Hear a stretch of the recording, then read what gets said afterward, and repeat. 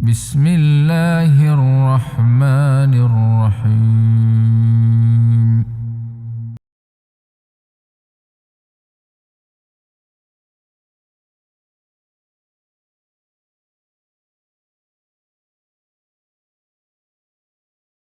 Bismillahirrahmanirrahim. Innal hamdalillah nahmaduhu wa nasta'inuhu wa nastaghfiruh wa na'udzu billahi min shururi anfusina wa min sayyiati a'malina. May yahdihillahu fala mudilla lahu wa may yudlil fala hadiya lahu. Wa ashhadu an la ilaha illallah wahdahu la syarika lahu wa ashhadu anna Muhammadan 'abduhu wa rasuluhu. Amma ba'd. Ikhwah muslimin muslimat yang dirahmati Allah, syukur kehadrat Allah Subhanahu wa taala diberikan kesempatan untuk kita bertemu pada malam ni, malam yang hujan renyai-renyai tak henti-henti. Allahumma sayyiban nafi'a. Untuk kita sambung bacaan kita dalam kitab Syarah Al-Qawaid Al-Arba',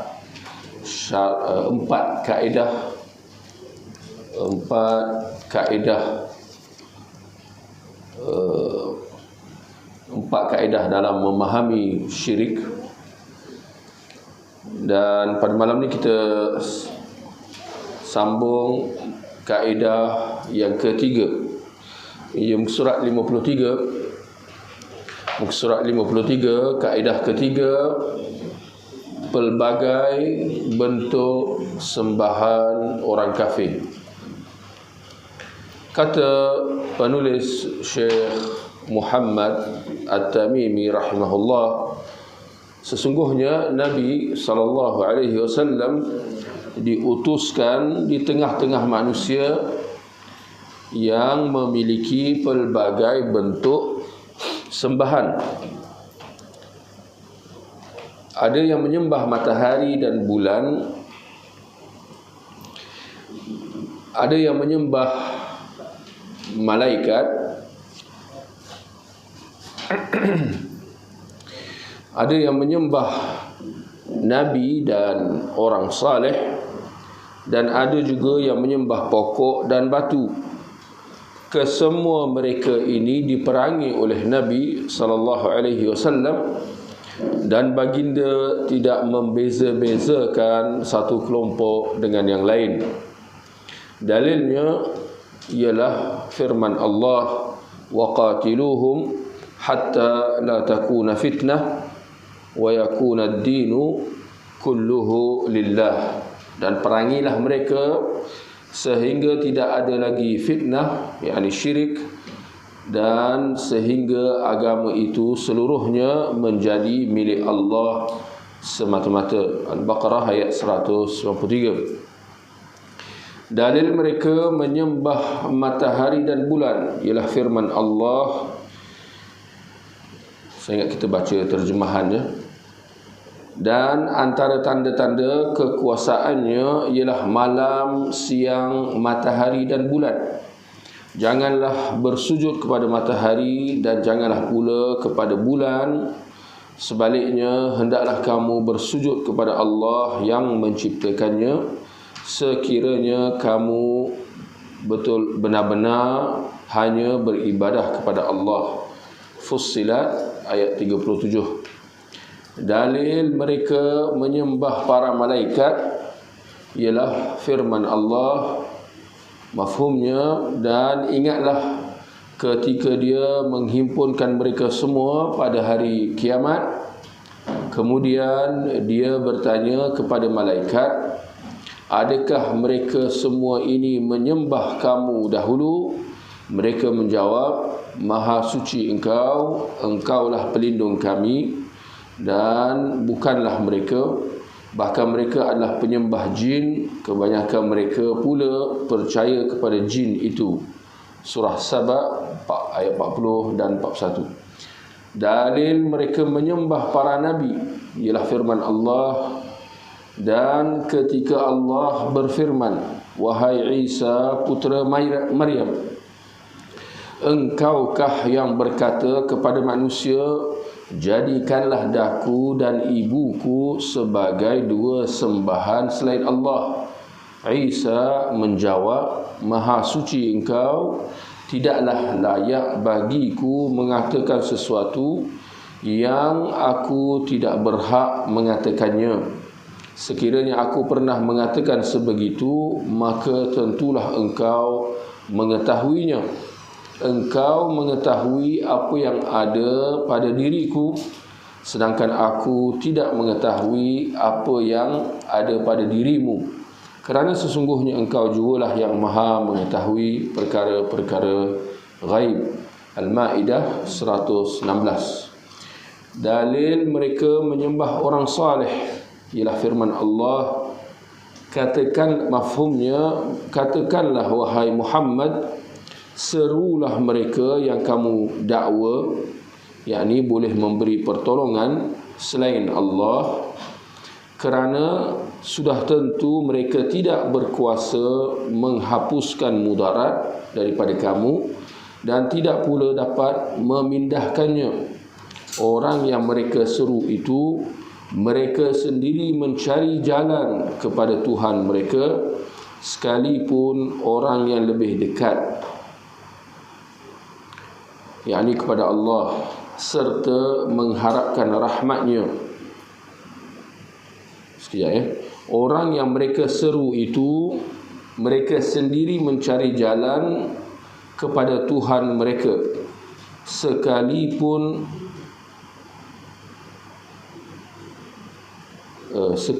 orang yang lebih dekat kepada Allah. Itu ayat tu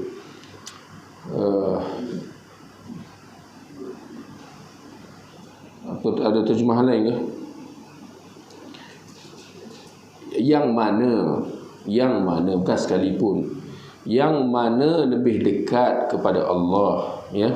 Ayyuhum aqrabu, yang mana yang lebih dekat, bukan sekalipun, serta mengharapkan rahmatnya dan gerun akan azab siksanya.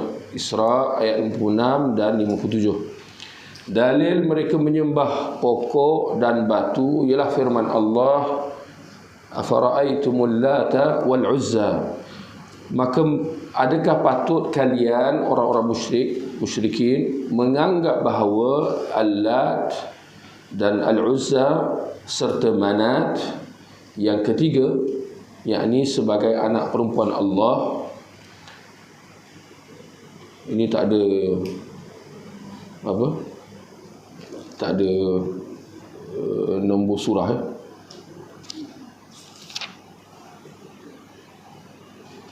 Surah apa ya?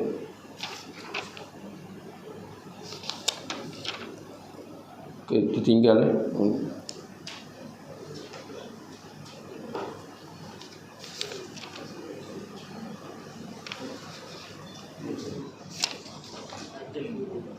An-Najm 19 dan 20, yes? An-Najm 19 dan 20.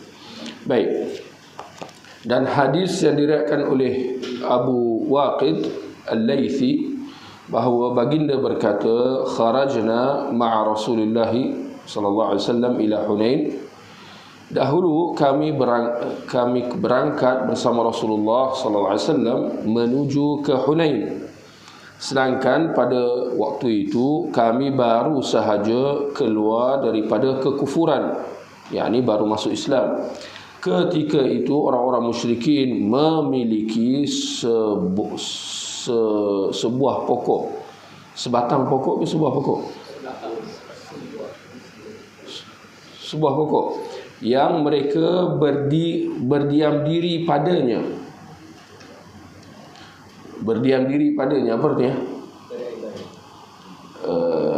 Itu beriktikaf atau i'tikaf letak slash bertafakur, ya. Dan dijadikan sebagai tempat untuk menggantungkan senjata-senjata mereka. Pohon itu disebut Dhatu Anwat. Tatkala kami melewati pokok itu, kami berkata, wahai Rasulullah, buatkanlah untuk kami Zatu anwat, sebagaimana mereka memiliki zatu anwat. Rasulullah sallallahu alaihi wasallam menjawab, Allahu akbar, inilah kebiasaan itu. Demi Allah yang jiwaku berada di tangannya, kalian telah mengatakan sesuatu sebagaimana yang dikatakan oleh Bani Israel kepada Musa, buatkanlah atau jadikanlah untuk kami sembahan sebagaimana mereka memiliki sembahan-sembahan. Baik ikhwah, tuan-tuan, kita lihat kaedah yang ketiga yang baru kita baca tadi, yang diketengahkan oleh penulis Syekh Muhammad At-Tamimi. Satu kaedah yang cukup signifikan dan penting, dan subhanallah relevan buat umat Islam sehingga ke hari ini. Lebih-lebih lagi dengan perkembangan yang berlaku di tanah air kita tidak berapa lama dahulu. Kaedah yang ketiga dalam memahami syirik, kita perlu faham bahawa orang-orang Arab jahiliyah yang diperangi oleh Rasulullah sallallahu alaihi wasallam menyembah pelbagai bentuk sembahan-sembahan. Ini bukan ada satu bentuk saja, bukan patung berhala semata-mata, bahkan ada macam-macam, ya. Mereka menyembah matahari, bulan, menyembah nabi, orang saleh di samping pokok dan batu. Itu keadaan orang-orang Arab jahiliyah yang didepani oleh Rasulullah sallallahu alaihi wasallam. Barangkali, ya, kalau kita bertanya kepada orang-orang di luar tentang apa pemahaman mereka tentang orang-orang Arab jahiliyah, ya, Abu Jahal, Abu Lahab, dan apa Tuhan yang mereka sembah dan seumpamanya, rata-rata keliru tentang perkara ini. Kemungkinan mereka akan kata seperti jawapan yang dijangka, iaitu orang-orang Arab jahiliyah ni sembah patung saja.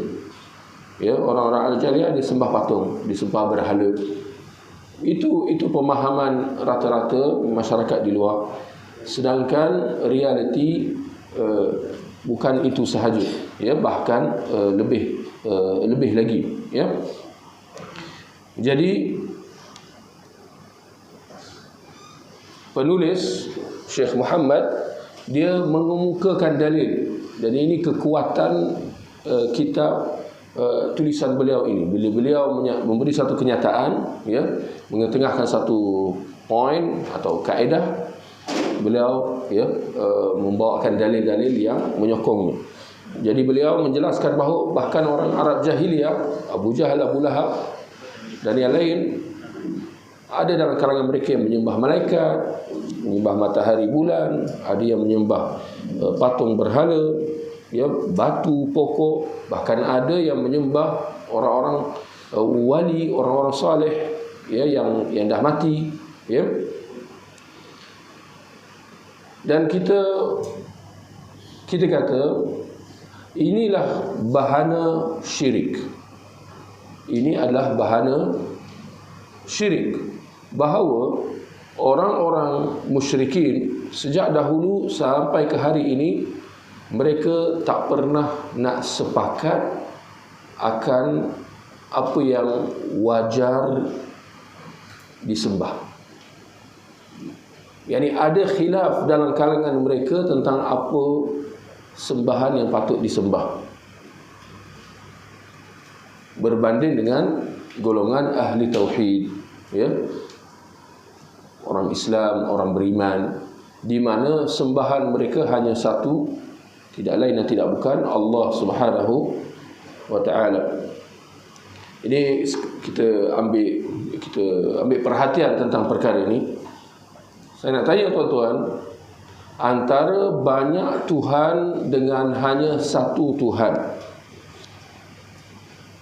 mana yang lebih baik bagi manusia? Antara banyak Tuhan dengan satu Tuhan. Yani antara keadaan orang Islam dengan orang kafir. Yani ada kesan atau tidak pada jiwa manusia itu yang menyembah Tuhan yang esa dengan yang menyembah macam-macam bentuk sembahan. Untuk makluman, perkara ini, poin ini telah pun diketengahkan oleh Allah Subhanahu wa taala dalam surah Yusuf ayat 39 dan 40. Allah kata, arbabun mutafarriquna khairun amillahul wahidul qahar. Tuhan yang pelbagai lebih baik atau Allah yang Maha Esa yang Maha menundukkan. Ini dipanggil soalan istifham inkari. Soalan yang bukan menuntut kepada jawapan, tetapi soalan yang mengingkari apa yang dilakukan oleh orang-orang musyrikin itu. Tuhan yang pelbagai atau Tuhan yang Maha Esa, yang Maha Satu, ya. Semestinya, ya, Tuhan yang satu, yang Maha Esa itu lebih bagus, lebih utama. Untuk lebih faham tuan-tuan, ya, sekiranya seorang itu di tempat kerjanya antara pekerja yang hanya ada seorang ketua di atasnya berbanding seorang pekerja yang ada beberapa orang ketua di atasnya yang masing-masing memberikan arahan kepada dia untuk dia laksanakan. Agak-agak mana antara dua pekerja ni, pekerja yang ada satu bos dengan pekerja yang ada ramai bos? Pekerja yang mana yang akan lebih perform, yang akan lebih cemerlang dalam pekerjaannya? Yang ada seorang ketua saja atau yang ada banyak ketua? Jangan lupa, bila banyak ketua, banyak ragam, ya, banyak kerenah, banyak suruhan pergi sini pergi situ, ya, seorang ketua kata pergi, seorang ketua kata datang, diri duduk. Ini semestinya akan ada pertembungan dan percanggahan. Pun ini Allah sebut dalam surah Az-Zumar ayat 29. Daraballahu mathalan rajulan fihi syuraka'u mutasyakisuna wa rajulan salaman lirajul hal yastawiyani mathala. Allah memberikan contoh perbandingan seorang yang ada beberapa orang ketuanya, yang seorang hamba yang ada beberapa orang pemiliknya, dengan seorang hamba yang hanya ada seorang pemilik saja. Ya, ini zaman hamba sahaya dulu. Ya, apakah sama, Allah kata, antara kedua-dua hamba itu, yang ada seorang, yang ada banyak tuan dia, yang ada satu tuan sahaja? Ya, jelasnya hamba sahaya yang hanya memiliki seorang pemilik atau tuan, dia yang akan dapat, dia yang akan lebih cemerlang. Ya, kenapa? Kerana dia akan lebih memahami kehendak tuannya, dan dia akan dapat berkhidmat dengan lebih baik dan cekap, cemerlang, berbanding hamba sahaya yang memiliki beberapa orang tuan. Atau seperti contoh pertama tadi, pekerja yang ada beberapa orang ketua di atasnya. Ya, di mana hamba sahaya yang hanya ada satu tuan, dia akan dapat mengabdikan dirinya untuk khidmat dengan seorang tuan sahaja. Jadi dia tahu tuan tu dia suka macam mana, apa yang dia tak suka, dan dia dapat melayani kehendak tuannya itu. Atau majikan pekerja sama sahaja. Ya, tak perlu nak disuruh banyak kali dan sebagainya, sebab dia dah faham semua. Ya, berbanding kalau ada orang yang mempunyai, ya, banyak majikan atau banyak ketua tuan di atasnya. Dan ini juga kita lihat dalam kalangan orang-orang musyrikin. Ini benda ni memang bahasa mudah dia real. Orang-orang musyrikin yang menyembah banyak bentuk-bentuk sembahan, jangan terkejut kalau sekiranya mereka berdepan dengan bermacam-macam dilema, ya, dalam penyembahan mereka. Yani ketika mana mereka sembah satu sembahan dan mereka mendapati orang lain menyembah sembahan-sembahan yang lain, ya, ini akan menimbulkan kekacauan dalam fikiran dia tentang mana sembahan yang lebih berkesan, yang lebih bagus, yang lebih menguntungkan bagi dia, ya. Tuan-tuan tahu atau tidak, atau saya olah kepada soalan, dalam kalangan orang-orang yang pakai tangkal, tuan-tuan, orang-orang yang pakai tangkal, tangkalnya ada satu jenis atau bermacam-macam jenis? Jawapannya bermacam-macam jenis. Tuan-tuan tahu atau tidak kenapa dia ada bermacam-macam jenis?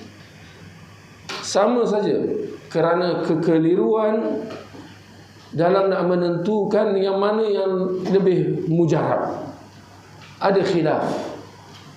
Ada khilaf dalam kalangan pemakai tangkal, ya, yang mana yang lebih memelihara dia. Jangan terkejut kalau seseorang itu dia memakai daripada satu saja dia pakai banyak. Kalau tuan-tuan, kalau siapa yang tengok orang pakai tali-tali, kan, pakai tangkal lah pendek kata, kadang-kadang banyak beberapa color, macam-macam color pula tu, ya.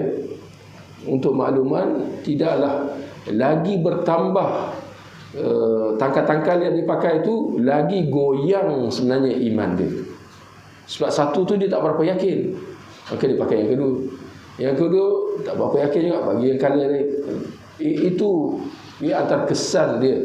Jadi nak mengatakan betapa goyahnya kepercayaan dan keyakinan mereka yang menyembah selain Allah Subhanahu Wa Taala, mereka yang meminta perlindungan dan pertolongan daripada selain Allah Subhanahu Wa Taala, berbanding dengan orang-orang yang beriman, yang mengesakan Allah Subhanahu Wa Taala, di mana mereka hanya bergantung, berharap, meminta, bernaung, bertawakal, berserah, minta pertolongan, berdoa kepada Tuhan yang Maha Esa, Allah Subhanahu Wa Taala, ya. Jadi ini antara kesan dia atau perbandingan antara orang muwahhid yang mengesakan Allah dengan orang musyrik yang menyekutukan Allah Subhanahu Wa Taala. Baik. Jadi dalam kaedah yang ketiga yang disebutkan oleh Syekh Muhammad di sini, apa yang ingin ditegaskan oleh beliau rahimahullah ialah bahawa orang-orang musyrikin mereka berbeza-beza antara sesama mereka dalam penyembahan mereka, dan Nabi SAW telah memerangi mereka semua. Itu dia punya point dia. Nabi SAW telah memerangi mereka semua.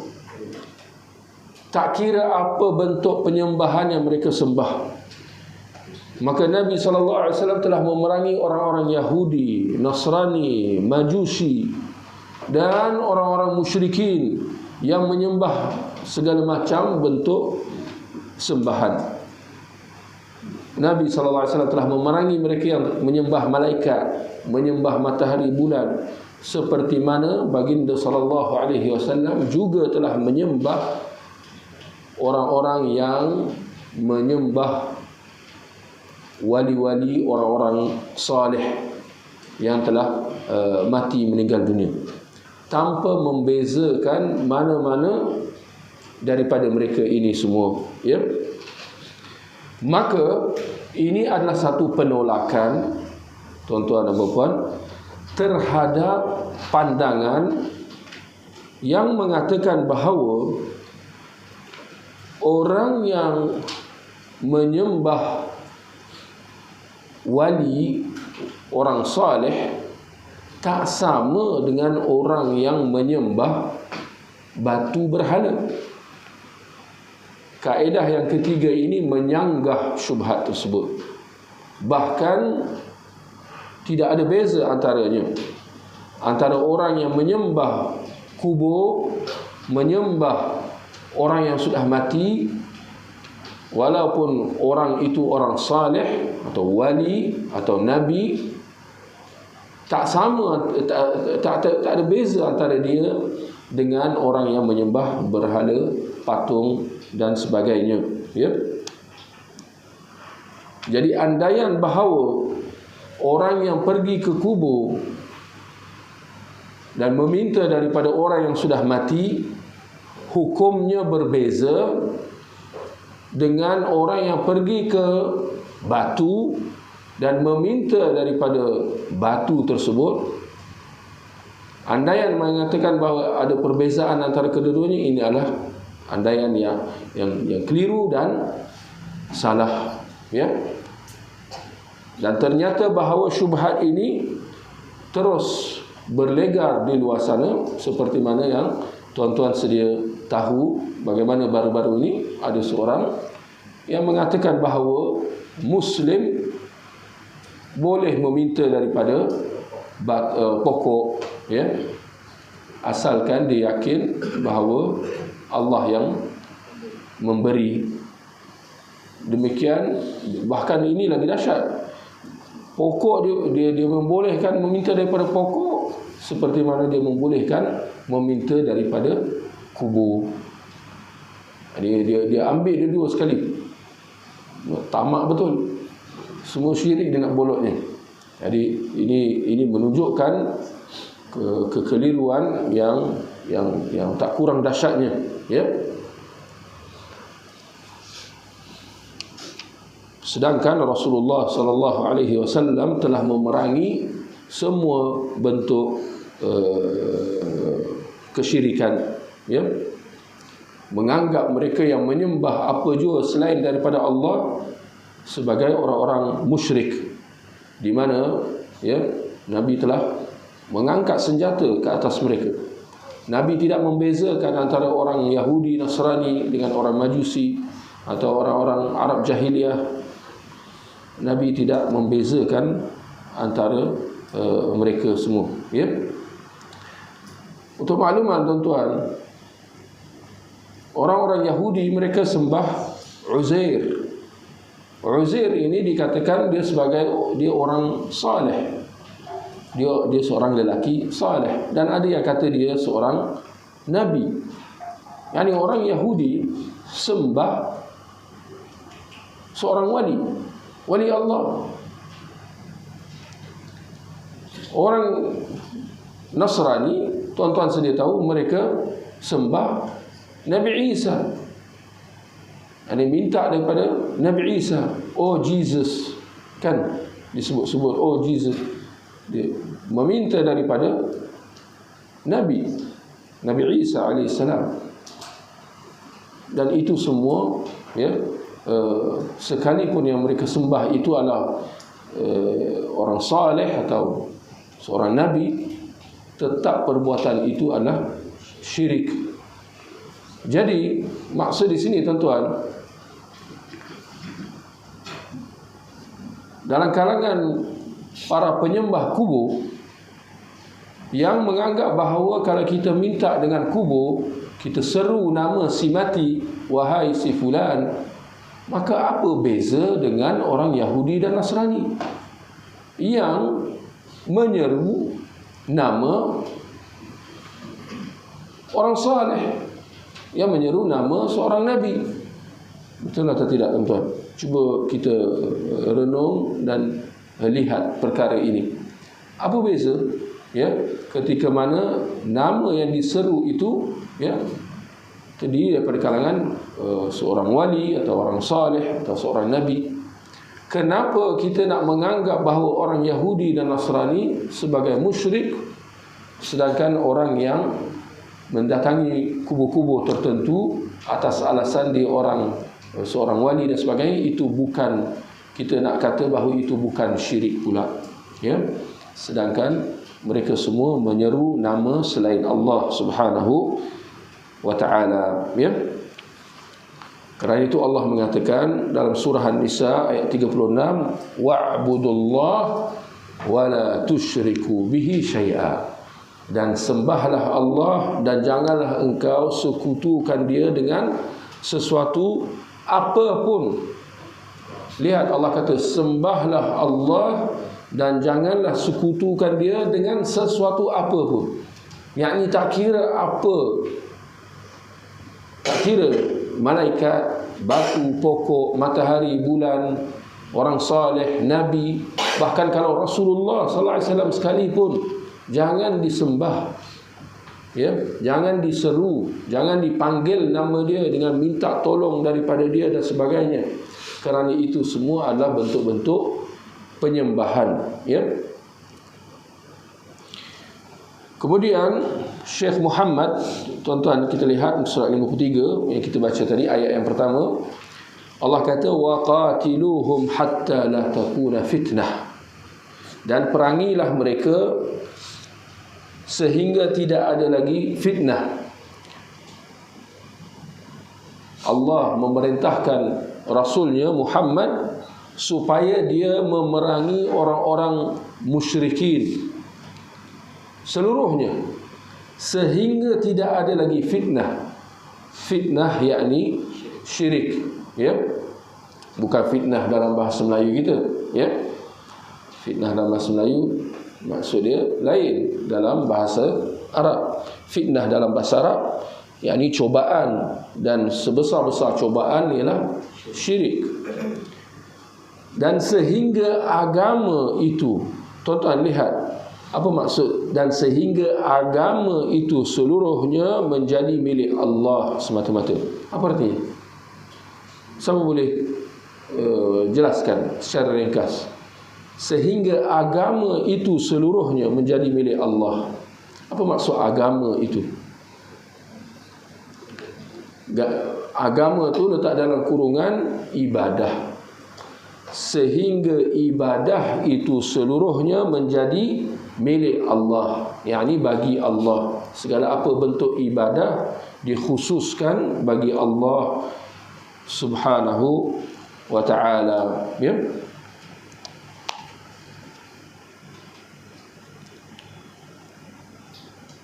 Baik. Jadi lihat dalam ayat yang kedua yang dibawa oleh Syekh Muhammad, dia kata, dan di antara tanda-tanda kekuasaannya malam, siang, matahari, bulan. Gariskan, janganlah bersujud kepada matahari dan janganlah pula kepada bulan. Bila Allah berkata sedemikian, janganlah sujud kepada matahari ataupun bulan, apa maksud dia, tuan-tuan? Maksud dia ada dalam kalangan orang-orang musyrikin Arab jahiliyah waktu itu yang sujud kepada matahari dan bulan. Kerana jika tidak, apa guna Allah turunkan ayat ini?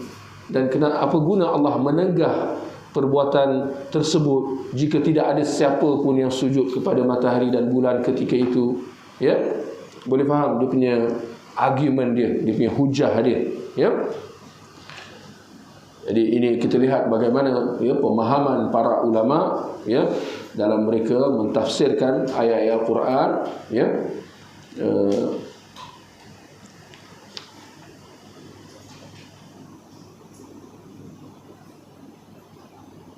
Kemudian dalam ayat yang seterusnya, surah 54, dalil mereka menyembah malaikat. Dan ingatlah ketika dia, yakni Allah, menghimpunkan mereka semua pada hari kiamat. Kemudian dia bertanya kepada malaikat, adakah mereka semua ini menyembah kamu dahulu? Sekali lagi, kenapa Allah mengajukan soalan ini kepada malaikat? Ya, jika bukan kerana ada dalam kalangan manusia, ya, yang waktu ayat Al-Quran ini diturunkan ke atas Nabi Muhammad, yang benar-benar menyembah malaikat itu, yakni daripada kalangan orang-orang Arab jahiliyah, ya. Demikian juga dalil yang mereka yang menyembah Nabi, seperti mana, ya, orang-orang Kristian. Dan ketika Allah berfirman, wahai Isa, engkaukah yang berkata kepada manusia, jadikanlah daku dan ibuku sebagai dua sembahan selain Allah? Isa menjawab, maha suci engkau. Tidak layak bagiku mengatakan semua itu, yang aku tidak berhak mengatakannya. Yani Nabi Isa AS berlepas diri daripada dakwaan mengatakan bahawa dia ada menyuruh manusia supaya menyembah dia. Ya. Yani bayangkan tuan-tuan, ini dia realiti kesudahan orang-orang musyrikin di hari akhirat kelak. Ketika mana apa yang mereka sembah itu bukan sahaja Nabi Isa, bahkan apa yang disembah yang lain semua di hari akhirat nanti akan berlepas diri daripada manusia yang telah menyembah mereka. Mereka berlepas diri. Malaikat berlepas diri daripada manusia yang sembah dia. Matahari, bulan berlepas diri. Batu, pokok semua berlepas diri. Kata, aku tak ada suruh diorang ikut aku. Bahkan kepala segala penghasut kesyirikan. Siapa kepala segala penghasut kesyirikan, tuan-tuan? Iblis pun akan berlepas diri. Dia tak akan bertanggungjawab. Dia akan kata, aku hanya bagi cadangan je, aku tak rasa. Aku tak ada kuasa pun. Diorang ikut apa pasal? Nampak? Hanya satu sembahan sahaja yang tidak berlepas diri. Siapa? Allah Subhanahu wa ta'ala. Bahkan dia akan memberikan pertolongan dan lindungannya ke atas para hambanya yang Islam, yang beriman. Ya. Yani betapa bayangkan tuan-tuan, orang-orang yang menyembah selain daripada Allah ini, ketika di akhirat Tuhan-Tuhan yang mereka sembah tu berlepas diri. Agak-agak apa perasaan mereka ketika itu? Yani kekecewaan, kesedihan, patah hati, marah, benci, menyesal yang tak sudah. Betul atau tidak? Ketika mana Tuhan yang mereka sembah selama hidup di dunia berlepas diri terang-terang daripada mereka dan tak mau bertanggungjawab sedikit pun untuk mereka. Ya. Kemudian surat 55, dalil mereka menyembah orang saleh. Katakanlah wahai Muhammad, serulah mereka yang kamu dakwa. Ini katakanlah wahai Muhammad kepada siapa, tuan-tuan? Kepada orang-orang Arab jahiliyah. Serulah mereka yang kamu dakwa boleh memberi pertolongan selain Allah, kerana sudah tentu mereka tidak berkuasa menghapuskan mudarat daripada kamu dan tidak pula dapat memindahkannya. Yani duduk tak boleh. Nak dihapuskan mudarat tu tak boleh, nak pindahkan pun tak boleh. Orang yang mereka seru itu, mereka sendiri mencari jalan kepada Tuhan mereka. Gariskan tu. Itu dia punya point. Petunjuk bahawa ayat ini ditujukan kepada orang-orang saleh. Orang-orang saleh yang disembah. Kerana orang yang mereka seru itu, yakni orang yang mereka sembah itu, mereka sendiri, mereka ni siapa? Yakni yang disembah tu, mereka sendiri mencari jalan kepada Tuhan mereka. Yani mereka sendiri mendekatkan diri mereka kepada Allah, kerana mereka orang-orang saleh. Yani golongan yang beriman, golongan para wali Allah. Mereka sendiri mencari jalan kepada Tuhan mereka. Ya. Yang mana yang lebih dekat. Yani mereka saling berlumba-lumba mendekatkan diri mereka kepada Allah. Sedangkan orang-orang yang menyembah mereka menyekutukan Allah, melakukan apa yang Allah benci dan murka. Dan mereka yang disembah itu mengharapkan rahmat Allah dan gerun akan azab siksa Allah Subhanahu wa taala. Ya. Lihat, ayat ini diperlukan pengamatan. Dan kalau tuan-tuan boleh baca bahasa Arab dia, ni surah Isra ayat 56-57 ni, atau ayat 57 secara khususnya, kalau siapa yang boleh baca bahasa Arab dia, ulaika alladzina yad'una yabtaghuna ila rabbihimul wasilah. Gariskan, yabtaghuna ila rabbihimul wasilah, kerana ayat ini telah diselewengkan maksud dia oleh para penyembah kubur. Ya, mereka selewengkan ayat ini, mengatakan bahawa bahkan ayat ini menganjurkan supaya kita bertawassul dengan orang-orang yang sudah mati, daripada kalangan orang saleh.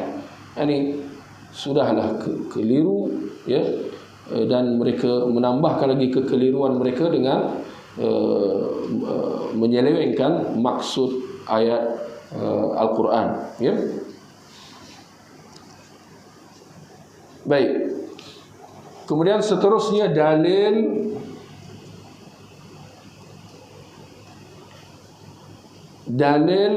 bahawa mereka menyembah pohon dan batu.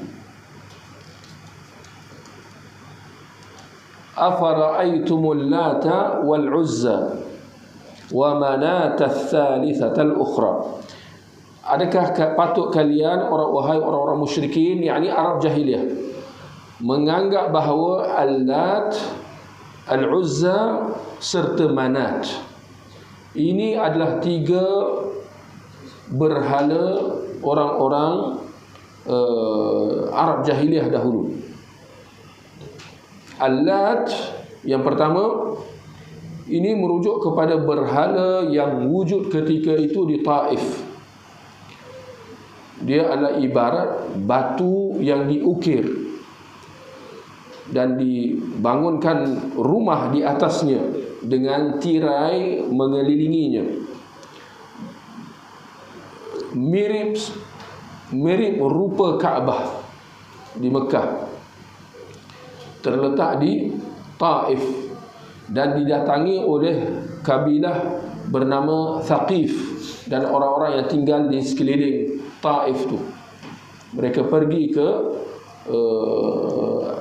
berhala batu Al-Lat ini untuk mereka minta hajat, ya, dan sebagainya, disembah. Ini Al-Lat. Yang kedua Al-Uzza. Ini merujuk kepada pokok-pokok yang terletak di sebuah lembah antara Mekah dan Madinah, antara Mekah dan Taif. Pokok-pokok yang terletak di antara Mekah dan Taif. Dan di sebuah lembah. Tuan-tuan maklumlah kalau di padang pasir ni, ya, lembah ni biasanya tempat adanya air, ya, maka di situlah, ya, pokok-pokok tumbuh. Kita kat negara kita ni kaya dengan flora dan fauna, ya, tapi di tanah Arab sana pokok-pokok ni memang jarang nak nampak, ya. Kalau siapa yang pernah pergi ke tanah suci tahulah kan, ya. Dia kalau pandang sekeliling semua warna apa? Warna coklat je kan. Nampak, kalau bukan padang pasir, nampak batu-batu je. Jadi kalau siapa yang pernah tengok bukit Uhud contoh, kan batu saja. Ada pokok. Mana ada pokok, ya. Jadi orang-orang Arab kalau datang ke negara kita, ditengok ni, dia kata jannah, jannah, syurga, syurga, kan, sebab banyak pokok. Ini memang keadaan dia berbeza sama sekali, ya. Jadi di padang pasir, biasanya di kawasan lembah-lembah tempat air bertakung, maka di situlah, ya, pokok-pokok sedikit yang tumbuh, ya, di lembah-lembah, ya. Sedangkan di kawasan di sekeliling semua kering, kontang. Jadi Al-Uzza ini adalah pokok-pokok yang terletak di sebuah lembah antara Mekah dan Taif, dan dikatakan ada syaitan penunggu bercakap dengan orang-orang yang datang mengunjunginya. Maknanya menambahkan lagi cobaan. Mana tanya orang kata ini bagus, pokok-pokok boleh bercakap. Ini ada dianggap sebagai keramat, ada kuasa, ada kelebihan, ya. Jadi kesudahan dia, orang-orang yang mendatangi pokok-pokok Al-Uzza ini, mereka menganggap bahawa suara yang datang itu adalah dari pokok itu sendiri. Maka kerana itu pokok itu disembah. Kadang-kadang negara kita ni pun sama juga, tuan-tuan. Kalau asalkan ada pokok besar saja, pokok luar biasa saja, tahu-tahu kat bawah tu ada benda-benda ni kan. Saya tak maulah sebut, nanti kan ada orang buat laporan polis pula. Betul atau tidak? Kalau ada pokok yang luar biasa saja, mulalah macam-macam. Betul? Ya? Jangan begitulah 1400 tahun yang lalu. Bahkan beribu-ribu tahun manusia sama macam tu saja. Asalkan ada pokok yang luar biasa, apatah lagi pokok boleh bercakap, ini Tuhan sungguh ni. Ya, ini keramat sungguh, ya. Dan pokok-pokok ini adalah berhala bagi orang-orang Quraisy dan penduduk di sekeliling Mekah, ya. Jadi Al-Lat ini berhala orang Taif, Uzza berhala orang Mekah, Manat dia adalah ibarat batu besar terletak antara Mekah dan Madinah, didatangi oleh kabilah Aus dan Khazraj. Yani Manat ini adalah berhala penduduk Madinah. Lihat, setiap penduduk negeri ada berhala dia. Al-Lat bagi orang Taif, Uzza bagi orang Mekah, Manat bagi orang Madinah. Dan apabila Rasulullah sallallahu alaihi wasallam membuka kota Mekah pada tahun 8 Hijrah, Rasulullah sallallahu alaihi wasallam telah menghantar utusannya, menghantar Al-Mughirah bin Syu'bah supaya membinasakan berhala Al-Lat di Taif. Baginda menghantar Khalid bin Walid supaya membinasakan berhala Al-Uzza, memotong pokok-pokok yang dikatakan boleh bercakap dan sebagainya, sedangkan yang cakap itu adalah syaitan, ya, yang mahu memperdaya manusia. Dan Nabi menghantar Ali bin Abi Talib untuk membinasakan berhala Manat.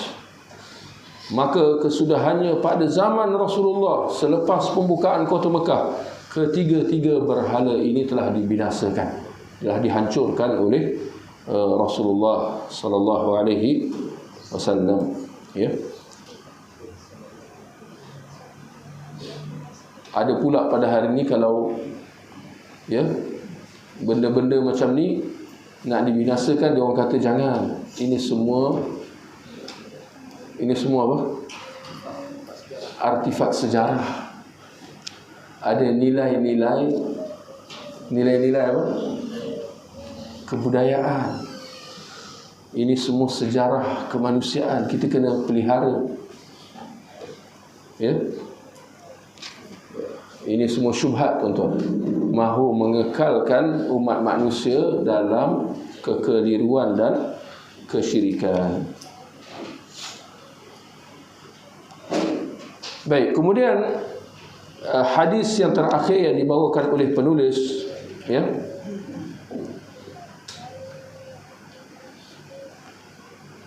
ini merujuk kepada perang Hunain.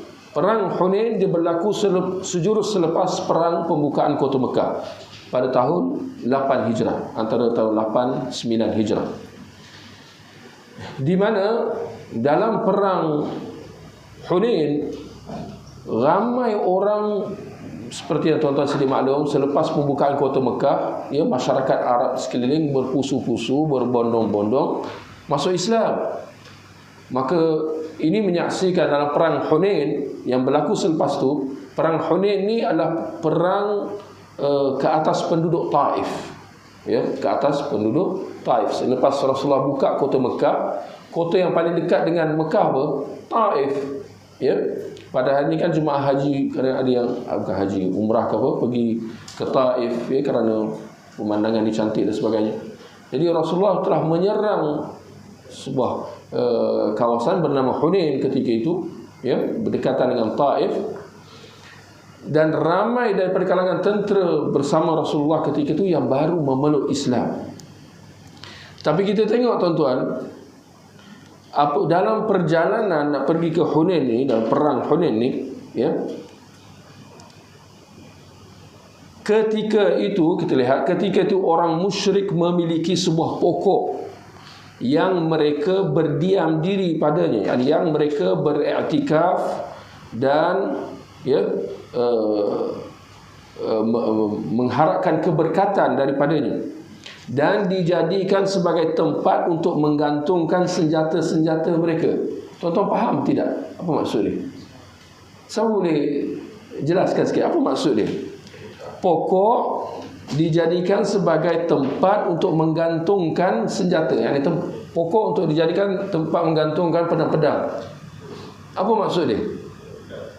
Minta berkat, tabarruk. Kenapa dengan pedang? Kenapa pedang? Tuan-tuan tahu, cuba nak minta sebutkan dia. Nak bagi pedang tu power lah. Kan kalau kita budaya Melayu, ada juga benda-benda misling ni. Kita keris. Kalau asal benda tahyul je mesti ada keris, ya. Keris tu entah apa dia, dijampi, disapu-sapu dengan, ya, macam-macam.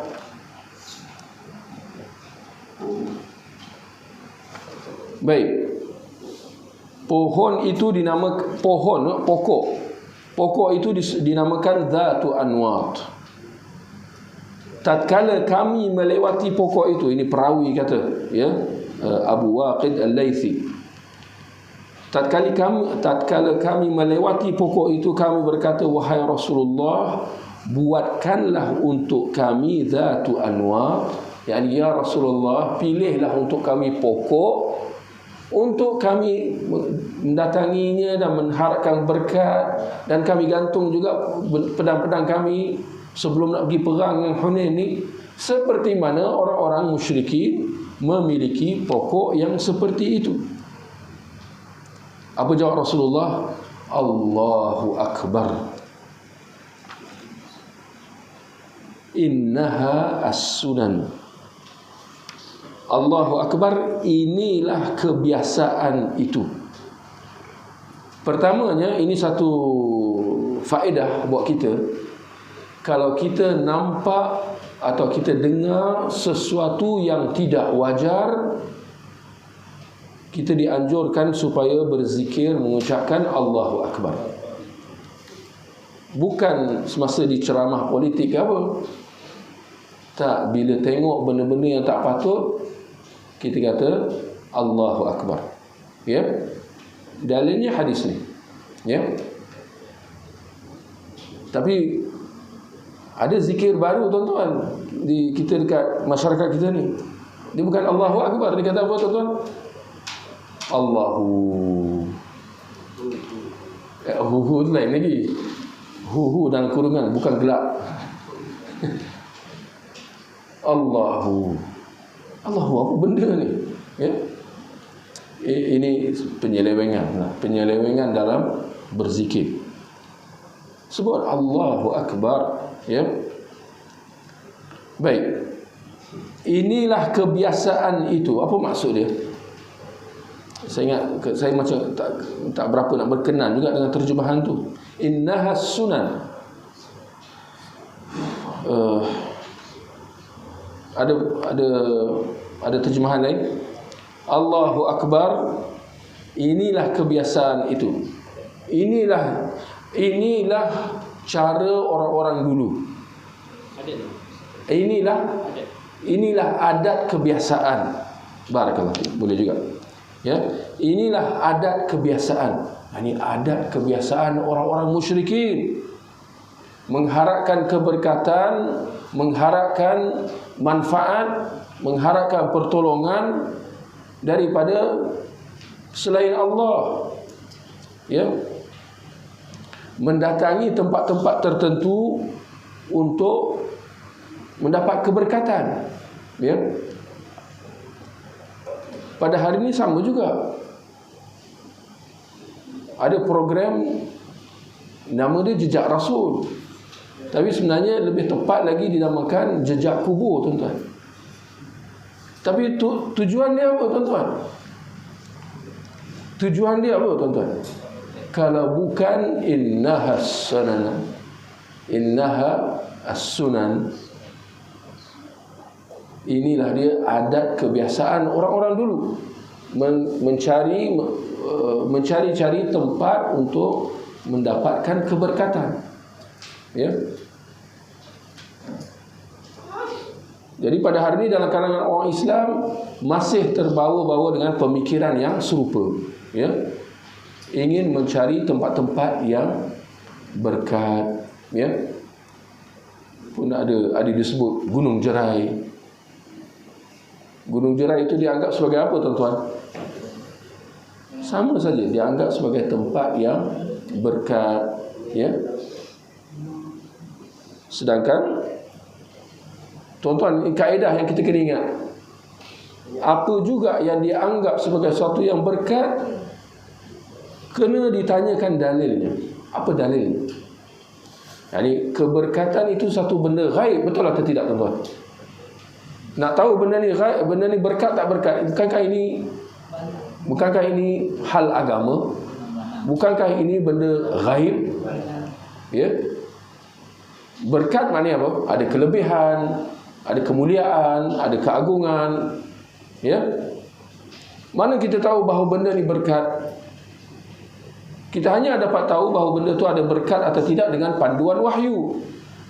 Maka untuk mengandaikan sesuatu tu ada berkat, tak ada berkat secara sebarangan, ini adalah pembohongan, penyelewengan. Ya, bahkan kesesatan. Orang yang menganggap bahawa di panjat bukit apa tadi tu? Jerai, ya. Kerana di puncak tu ada berkat. Sepatutnya kita tanya apa dalilnya? Oh, dia kata Nabi Adam turun kat situ kau. Mana dalilnya lagi? Semua dakwaan. Ya, atau lebih tepat kita kata pembohongan demi pembohongan, ya. Jadi maksud daripada hadis yang terakhir ini ialah bahawa dalam kalangan orang-orang musyrikin pada zaman Rasulullah sallallahu alaihi wasallam ada dalam kalangan mereka yang menyembah pokok-pokok besar, dianggap sebagai tempat berkat dan sebagainya. Didatangi pokok itu untuk beriktikaf, duduk bertafakur. Jadi tuan-tuan, pergi ke tempat-tempat tertentu untuk beriktikaf itu adalah ibadah. Sedangkan kita orang Islam hanya dibenarkan untuk beriktikaf di masjid dan di masjid sahaja. Jangan sekali-kali kita mendatangi tempat-tempat yang tertentu, ya. Kadang-kadang ada orang ini, kadang-kadang kita kena tahu membezakanlah. Ada orang kata, oh saya nak pergi ke sini ke sana untuk apa? Nak cari ketenangan. Ini secara relatifnya insya-Allah tak ada masalah. Tetapi selagi mana jangan dikaitkan dengan apa-apa kelebihan kerohanian. Ya, nak cari ketenangan, nak pergi jalan-jalan bersia-sia, itu secara amnya tak ada masalah. Ya. Tetapi selagi mana tidak ada tanggapan bahawa suatu tempat itu ada kelebihan dan seumpamanya, maka itu insya-Allah ya tidak ada masalah. Tapi bila mana sahaja kita menganggap bahawa suatu tempat itu ada kelebihan, ada fadilat, ya, ada ganjaran, ada keuntungan kerohanian yang tertentu, di situ kita kena berhati-hati. Bahkan kita tegaskan bahawa kita umat Islam tidak disuruh supaya pergi keluar bermusafir untuk tujuan ibadah, melainkan ke 3 buah tempat dan 3 buah tempat sahaja, iaitu Masjidil Haram di Mekah, Masjid Nabi di Madinah, dan di Masjidil Aqsa di Baitul Maqdis. Ini pun pada hari ini Baitul Maqdis kita tak boleh nak pergi, ya, kerana dia telah dikuasai oleh orang Yahudi laknatullah, ya. Maka kita ada 2 tempat saja, Mekah dan Madinah, Masjidil Haram dan Masjid Nabi. Nak pergi ke tempat yang lain untuk tujuan musafir, untuk tujuan ibadah, tidak boleh kecuali ke 2 tempat ini saja, ya. Tapi kalau nak pergi bersia-sia, berjalan-jalan, itu hal-hal dunia, ya, ada keluasan, tak ada masalah, ya. Tapi kalau nak pergi ke tempat tertentu untuk nak cari ketenangan, untuk nak beriktikaf, nak apa dipanggil? Ada macam ada perkataan lain yang digunakan. Nak suluk. Masya-Allah. Ini istilah-istilah, barakallahu fiik. Relax. Relax tu bab dunia lah, ya. Sedangkan kita, kalau kita nak kata bahawa kita orang Islam, banyak sahaja pemikiran-pemikiran yang telah dirosakkan gara-gara terikut-ikut dengan budaya dan cara fikir orang kafir. Pergi berjalan-jalan untuk cari ketenangan, itu sebenarnya salah. Dari segi definisi itu salah. Sebab sepatutnya kalau kita nak tenang, kita pergi ke mana, tuan-tuan? Kalau kita nak tenang, kita pergi ke mana, tuan-tuan? Masjid. Allah kata, ala bi dzikrillahi tatma'innul qulub. Bukankah dengan mengingati Allah hati akan rasa tenang? Yang kau nak pergi merayau ke mana? Pergi ke negara kafir, musibah. Ini panggil musibat. Pergi ke negara kafir untuk nak tenang, lagi jadi celaru dan haru adalah. Betul atau tidak? Ya. Tapi kerana banyak pemikiran kita telah dikelirukan dengan media massa dan sebagainya, ya. Sedangkan kalau nak tenang, buka Al-Quran. Nak tenang, pergi salat, ya, lakukan tahajud, pergi ke masjid, ya, i'tikaf di masjid. Itu adalah tempat ketenangan Muslim, bukan pergi merayau ke sini ke sana, ya, tempat ni tempat itu, ya. Ini bahkan akan menambahkan lagi kekhususan, ya, dan kecelaruan. Baik, ikhwah, tuan-tuan, saya ingatkan nak habiskan satu lagi, tapi yang satu ni tinggal satu je lah. Sayang kita baca je lah, boleh tak?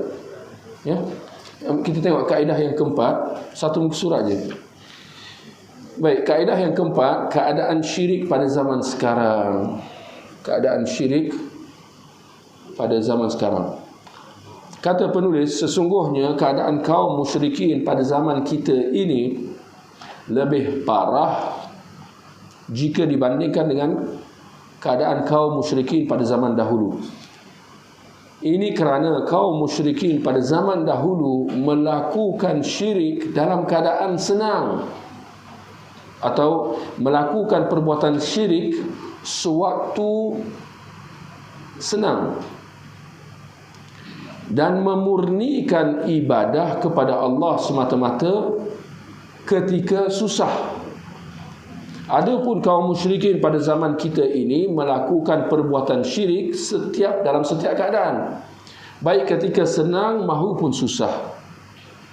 Dalilnya ialah firman Allah, fa idza rakibu fil fulki da'u Allah mukhlishina lahu ad-din falamma najahum ila al-barri idza hum yusyrikun. Apabila mereka menaiki bahtera, menaiki kapal, mereka memohon kepada Allah dengan mengikhlaskan ibadah kepadanya.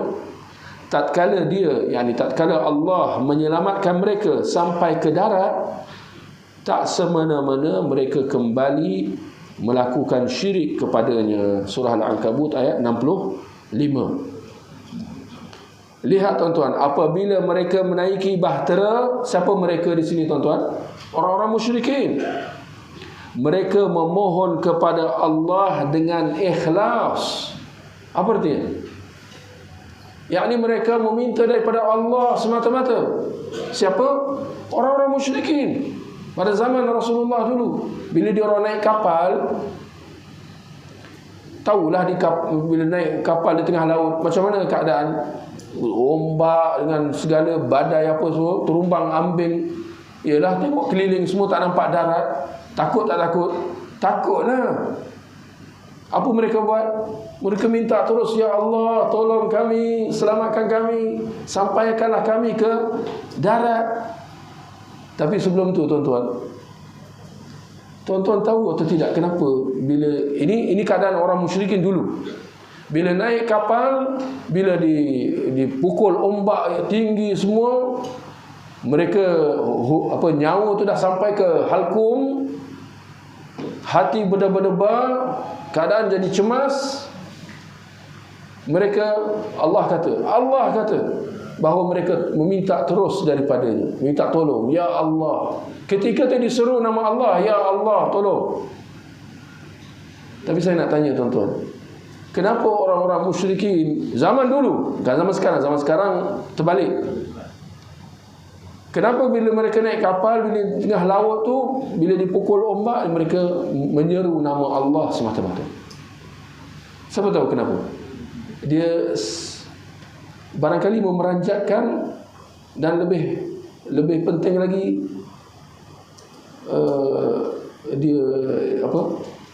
menggelikan. Kenapa dia orang minta terus dengan Allah? Siapa tahu? Karena sebenarnya mungkin dia tahu makna la ilaha illallah. Ada jawapan yang lebih praktikal lagi. Barakallahu fiik. Ya? Barakallahu fiik. Sebab Tuhan berhala dia semua dekat darat. Dia tahu jauh. Yani dia pun ada mantik, dia ada logik, dia ada akal. Dia tengah laut, dia nak seru Lat, Uzza, Manatah, mana-mana kat lembah sana semua jauh. Dia pun tahu batu, pokok, segala bagai itu tak boleh dengar. Mana ketika itu dia kembali, kewarasan dia kembali. Bila cemas, dia jadi waras balik. Bila dia senang, dia mulalah sombong, angkuh, minta ni, minta tu, kena tawassul lah, minta syafaat lah, bagai semua. Sebab itu masa dia senang. Masa di tengah laut dalam keadaan takut, nyawa dah sampai ke halkum, dia minta terus daripada Allah. Yang ni waktu itu dia ikhlas, dia doa kepada Allah semata-mata. Tetapi musibahnya apa? Allah kata, apabila Allah selamatkan, apabila Allah benar-benar selamatkan mereka sampai ke darat, tak semena-mena mereka buat syirik balik. Kita kena ada perantara lah, kita kena minta dengan ni, minta tu, kan? Tetapi kalau orang-orang musyrikin pada hari ini, masa susah, masa senang, buat syirik semua. Betul atau tidak? Ya? Bahkan masa susah itu lagi dia pergi ke kubur. Masa susah, masa keadaan mendesak, ya, lagi banyak dia ulang alik pergi ke kubur, pergi ke kubur wali ni, wali tu dan sebagainya, minta dengan orang yang mati ni, wali tu.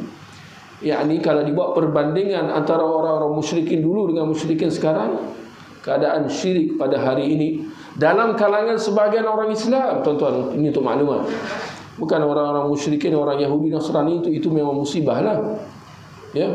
Tapi dalam keadaan sebahagian mereka yang keliru, yang mendakwa diri mereka Islam, tapi pergi ke kubur meminta hajat ini dan itu atas nama itu tawassul dan itu syafaat. Mereka mendatanginya ketika susah dan senang.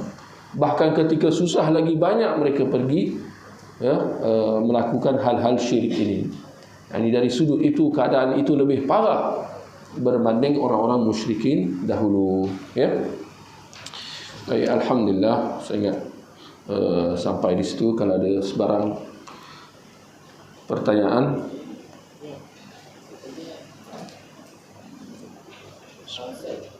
Tadi halaman 55 ayat surah Najm tu.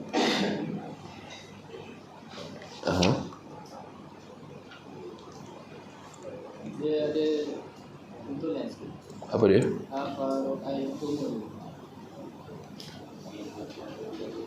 Apa tu? Mim tu baris mati tak? Al-Qur'an. Afara'aitumul lat. Dah cek dah. Dah. Barakallahu fiik. Betulkanlah. Ya, surat 55 ayat afara'aitumul lata, mim tu baris depan, bukan baris mati. Mim tu afara'aitum tu bukan tum. Afara'aitumu, ya, baris depan. Boleh? Betulkan barislah. Afara'aitumul lata wal uzza, surat 55. Afara'aitumu, ya, mim baris depan. Jazakallahu khair. Baik, ada Allah. Ada yang barakah tu, al-barakah ayat 193 tu. Mana? Al-Baqarah dari yang mula tu. Baqarah, 193 tu. Ya. Kata kulluhu. Kenapa? Dia tak ada kata tu. Mana? Apa dia?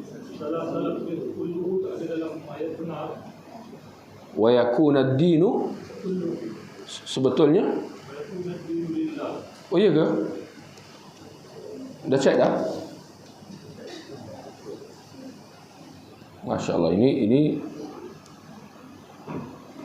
saya cek sekali ya. Al-Baqarah 93 100.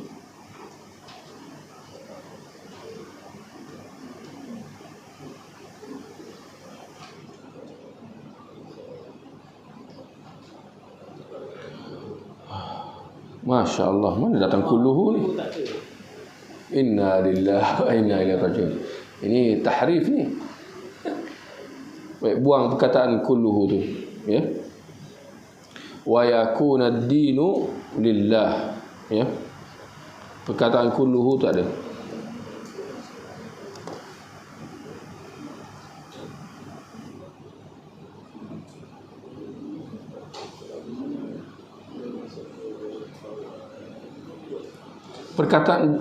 Perkataan seluruhnya pun tak ada. Ya. Jadi seluruhnya tu dalam terjemahan tu pun buang, ya. Kulluhu dan seluruhnya dua-dua tu buang, ya. Baik, kita akhiri dengan tasbih kafarah. Subhanakallahumma wa bihamdika asyhadu an la ilaha illa anta astaghfiruka wa atubu ilaik. Wa sallallahu ala nabiyyina Muhammad wa ala alihi wa sahbihi ajma'in.